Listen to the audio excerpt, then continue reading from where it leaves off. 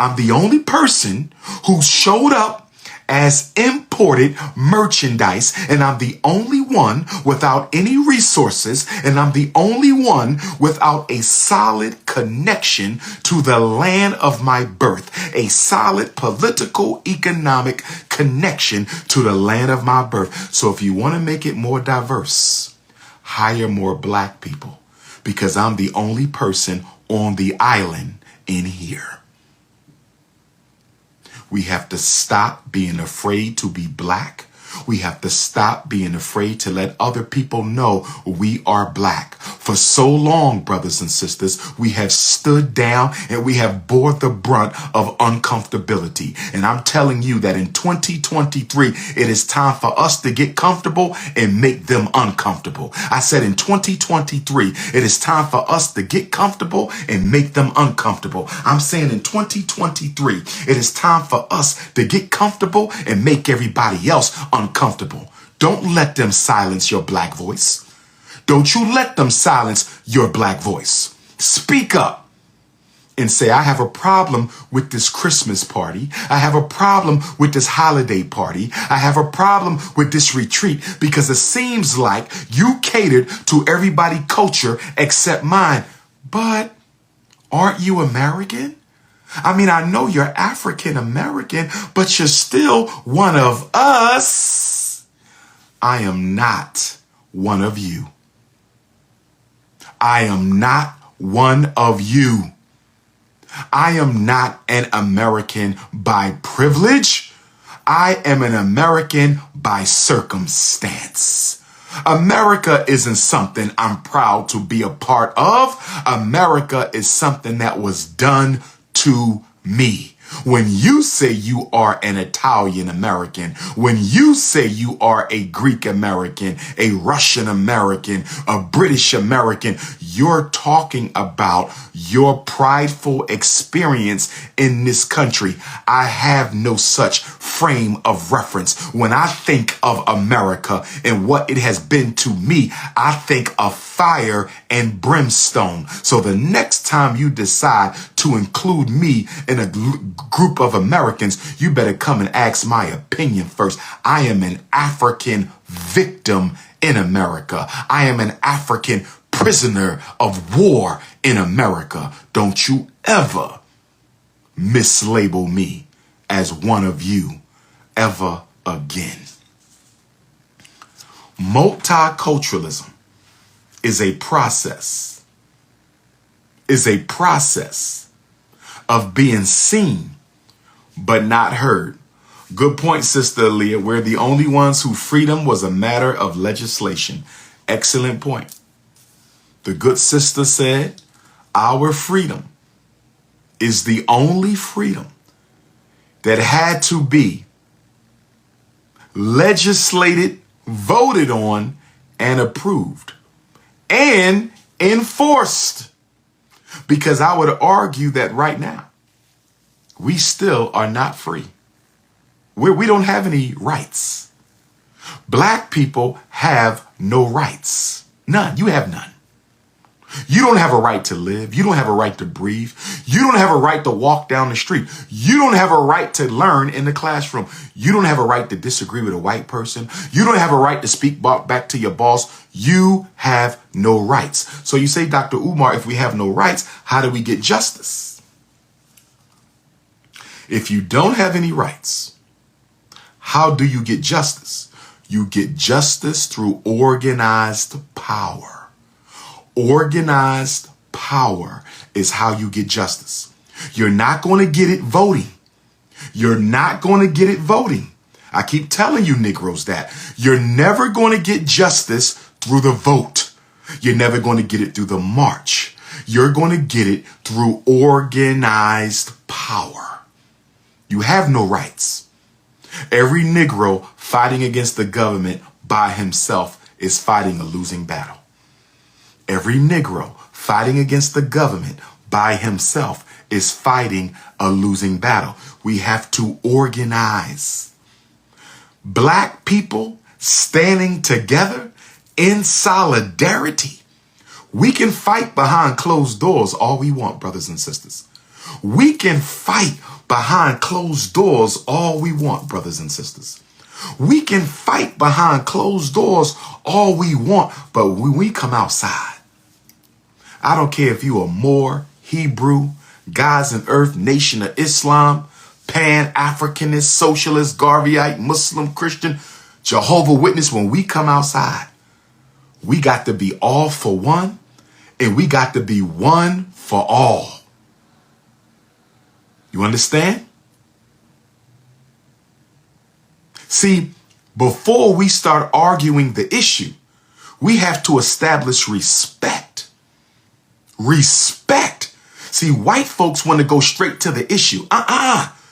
No, we're not even talking about the problem until we create an atmosphere of respect. Because until there's some respect right here, we ain't discussing shit. I don't care who you is, governor, mayor, president, congressperson, CEO. We need an atmosphere of respect. Because as African people, we deal in respect. So until we have an atmosphere of respect, nothing else going to get discussed. Y'all have to do that, brothers and sisters. Well, she says she didn't do it. Time out. Time out. The energy right now is very disrespectful, condescending, and racist. So before we talk about the issue, let us first establish an atmosphere of respect. Don't let nobody disrespect you. You check them. Stop right there. Change your tone. Change your attitude. You watch how you talk to me. Change your tone. Change your attitude. You walk how you talk to me. You watch how you talk to me. Multiculturalism makes us feel bad about putting ourselves first. And most of all, it removes us from the center of the human story. Black people are the center, the birthplace of the human story. You are the heart and soul. If somebody said, let's tell the story of humanity. Let's tell the story of humanity. Guess where it starts at? It starts in Africa. And it starts with black people. Let's tell the story of religion. It starts in Africa and it starts with black people. Let's tell the story of civilization. It starts in Africa. It starts in black. Let's tell the story of astrology. Let's tell the story of medicine. Let's tell the story of... It all starts with black people. And it all starts in Africa. Now let's talk about the political costs of multiculturalism. It's intended to downplay the unique story and the unique struggle of African people. Multiculturalism is intended to downplay the unique story and the unique struggle of African people. I'm going to say it again. Multiculturalism is intended to downplay the unique story and the unique struggle of African people. It also leads to weak black communities. Multiculturalism leads to weak black communities. And the reason multiculturalism leads to weak black communities is you don't have a problem letting anybody colonize your neighborhood. The black community is the weakest community because it does not protect black people. I'm going to say it again. The black community is the weakest community because it does not defend black people. Look at gentrification. Look at gentrification. Did the white people come in your neighborhood and ask you if it's okay to buy a house in your neighborhood? But when you moved to the white neighborhood, you had to get approval from the white homeowners association. They had to meet with you and approve you to move on their block. Did they not? You had to meet with white people before you bought that $1 million house. White folks had to approve you before you could move on a block. But when they came into the black community and started gentrifying our neighborhood, they didn't ask a single black person what they thought about the white takeover. In fact, I saw a interview clip of Reggie Wright from Right Way Security, who used to work with Death Row. And he says Suge Knight tried to buy a house in a community where Sylvester Stallone lived. Suge Knight tried to buy a home in the community where Sylvester Stallone lived. And Sylvester Stallone didn't want no black people living in his community. So Sylvester Stallone went to the homeowners organization of that exclusive white community and told them he did not want Suge Knight living in his neighborhood. Isn't it interesting? White people can keep you out of their neighborhood, but you can't keep them out of your neighborhood. That's because you practice multiculturalism. They practice group economics, group politics, group racism. Group economics, group politics, group racism. Group economics, group politics, group racism. Group economics, group politics, group racism. Until black people understand that. Until you understand that, we will get nowhere. Multiculturalism dissipates your political power. Desegregation of public schools was multiculturalism. What did that get us? Desegregation of public schools. Look what it gave us. Look what it gave us. And 50 years after the schools desegregated, special ed and ADHD and disciplined schools and juvenile detention has destroyed black boys through public school. Civil rights integration destroyed black wealth and black ownership. Show me where multiculturalism has benefited African people. We have no independent institutions because we don't see color. We have no independent institutions because we don't see color. We have no independent institutions because we don't see color. It gives you this false notion that we have a shared history. We don't have a shared history with nobody. Can somebody please tell me who we have shared history with? Because multiculturalism presumes that all Americans have a shared history. What is the shared history? Can somebody help me out? I've been looking for a book on the history that black people share with everybody else in America. Can somebody please tell me what that history is?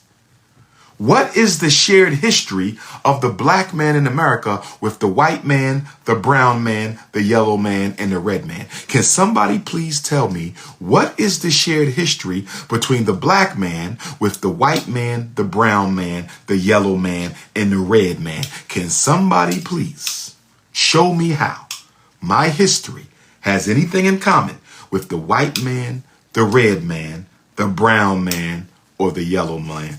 Please help me. See, when you endorse multiculturalism, when you endorse multiculturalism, you make it possible for things like all lives matter. All lives matter. All lives matter. All lives matter. That's a multicultural scam. All lives matter. Why are we focusing on black people who die? All kind of people die. Why are we focusing on black people who get killed by police? Other people get killed by police. All lives matter, not just black lives. That's what Candace Owens and Kanye said. That's what Candace Owens and Kanye said. That's what Candace Owens and Kanye, they said all lives matter. Look at that. Look at how they use multiculturalism against black people. Black Lives Matter doesn't mean all lives don't matter. Black Lives Matter doesn't mean all lives don't matter. Black Lives Matter means all lives matter except black lives. So we have to let y'all know that Black Lives Matter because all lives matter except black lives. So when we say Black Lives Matter, we reminding you damn racists. When we say Black Lives Matter, we're reminding you damn racists. When we say Black Lives Matter, we are reminding you racists that Black Lives Matter as well. In fact, Black Lives Matter so much. Black Lives Matter so much. Black Lives Matter so much that you brought us all the way from Africa to build up your civilization. So black lives must certainly matter. All the prison experiments you conducted on black people, black lives must certainly matter. All the financial exploitation you've conducted against black people, black lives must certainly matter. People of color, minority, and disadvantaged. People of color, minority, and disadvantaged. People of color, minority, and disadvantaged. People of color, minority, and disadvantaged. How do you deny black people while making them think you're solving problems for black people? How do you deny black people by making them think you're solving problems for black people? How do you deny black people while making them think you're solving problems for black people? You know how you do that? You come up with a new word that is not limited to black people, but includes all other groups of people.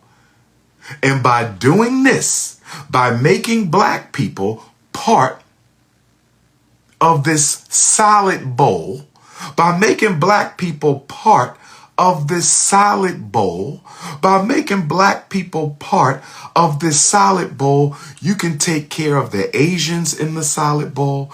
You can take care of the Arabs in the solid bowl. You can take care of the white women in the solid bowl. You can take care of the Native Americans in the solid bowl. You can take care of the East Indians in the solid bowl. You can take care of the homosexuals in the solid bowl. And you can take care of everybody in the solid bowl except the black olives in the black eggplant in the solid bowl. But because you manipulated the black olives in the black eggplant in the solid bowl into thinking they part of the solid, but they don't get no dressing. I said you manipulated the black olives and the black eggplant into thinking they part of the solid bowl, but they don't get no dressing. I said you got the black olive and the black eggplant thinking they are part of the solid, but they don't never get no solid dressing.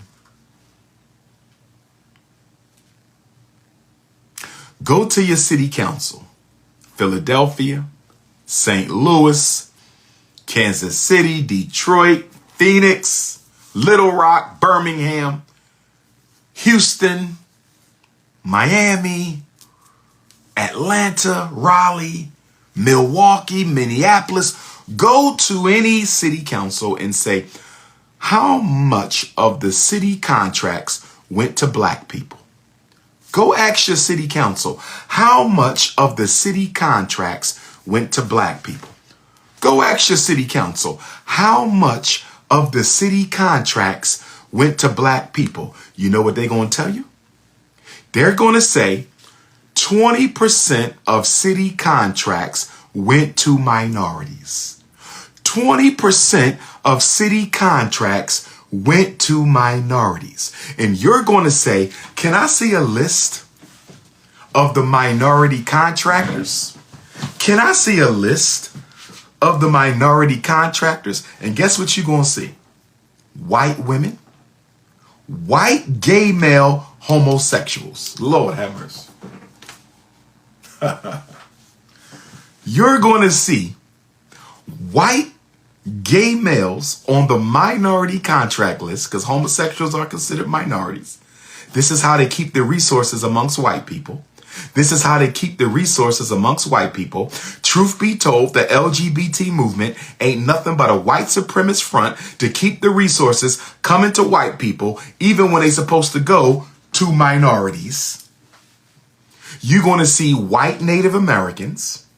You're going to see Asians, Arabs, and everybody else, some Latino, and you ain't going to see no black people on the list. Even though black people might be the biggest so-called minority group in your city. Black people might be the biggest so-called minority group in your city. Black people might be the biggest so-called minority group in your city, and not a single black person got a contract. And whose fault is it? Ours. Why? We let the white man redefine us out of existence. We let the white man redefine us out of existence. You don't ever let your enemy define you. You don't ever let your enemy define you.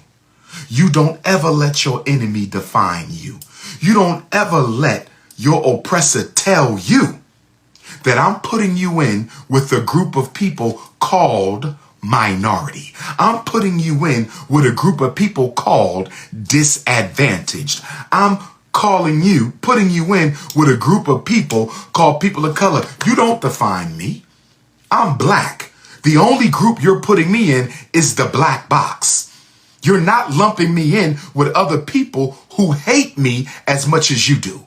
You're not lumping me in with other people who have way more resources than I do, just like you. You're not going to put me in a sea of yellow, a sea of brown, and a sea of red and make me think that I'm doing better because those races are a little darker than the white races.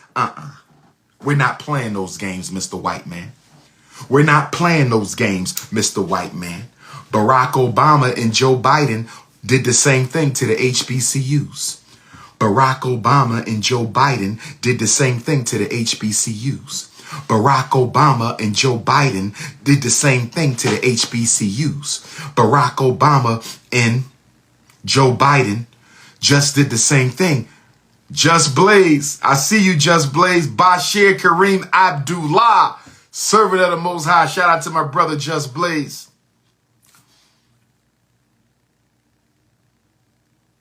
Listen, we are going to have to fight the first fight, one of the first fights, one of the first political fights that we have to fight. We have to redefine ourselves out of the minority box. We have to redefine ourselves out of the people of color box. We have to redefine ourselves outside of the disadvantaged box, because as long as we stay in those boxes, as long as we stay in the minority box, the disadvantaged box, the people of color box, they will be able to ignore us, brothers and sisters. They will be able to ignore us. As hard as we are fighting for reparations, as hard as we are fighting for reparations, we need to fight for a reclassification of the American African away from people of color and minority. We do not want to be included with them. We have nothing in common with them. That is nothing but a scam to take resources from black people and give it to others. Joe Biden and Barack Obama did what? Rename the HBCU initiative. What did they call it? It's minority serving institutions.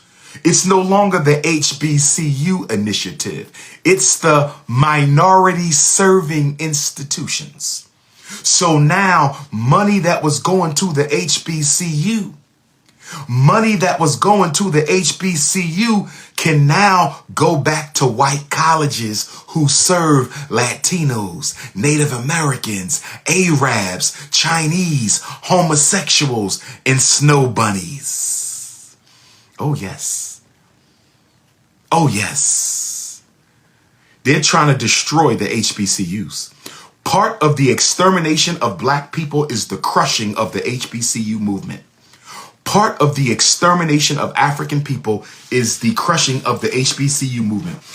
I want to send out a message to all HBCU presidents. If you are a student at an HBCU, please listen to me right now. I have something very important to say. If you are the student of an HBCU, if you are the professor at an HBCU, if you are on the board of governors at an HBCU, if you are the president, administrator, secretary, let the president of the HBCU know. If your enrollment is struggling, if you're having trouble bringing black students and keeping black students in your HBCU, if you are struggling to retain your black HBCU students, reach out to Dr. Umar Johnson. He's willing to teach a class at your HBCU. Dr. Umar is the most popular black scholar in the country. He will come and teach a psychology class. He will come and teach an education class. He will come and teach a political science class. He will come and teach a history class. Because if you let Dr. Umar teach a class for your undergraduates, we promise you every undergraduate at your HBCU will want to be in Dr. Umar's class. Black power, black power, black power. They're trying to crush the HBCUs. This is what the HBCU should have done, and they can still do it. This is what the HBCU should have done, and they can still do it. This is what the HBCUs should have done, and they can still do it. They should have marched on Washington. The HBCUs and all their students and all their alumni should have marched on Washington and protested Barack Obama and Joe Biden for reclassifying you from HBCU to minority serving institution. That was a multicultural scam. That was a multicultural scam, and the HBCUs accepted that multicultural scam without no pushback. We're going to see more HBCUs close down if we do not fight for the reclassification of HBCUs. I have no problem with colleges getting money to help Hispanic Americans. I have no problem with colleges getting money to help Native Americans. I have no problem. I have no problem with colleges helping any community advance their education and stability. I'm against nobody. I am 100% unapologetically against nobody.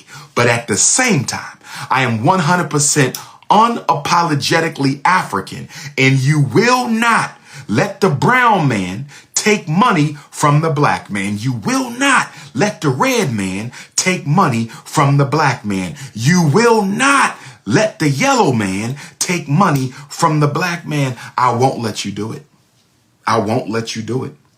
I will not let you do it. Give the red man his own pot of money. Give the yellow man his own pot of money. Give the brown man his own pot of money. Give the poor white man his own pot of money. But you are not going to let them drink from the cup of funds that came from the brutality, massacre, dehumanization, marginalization, and extermination of African people. Nobody gets to take resources set aside for black people. Nobody.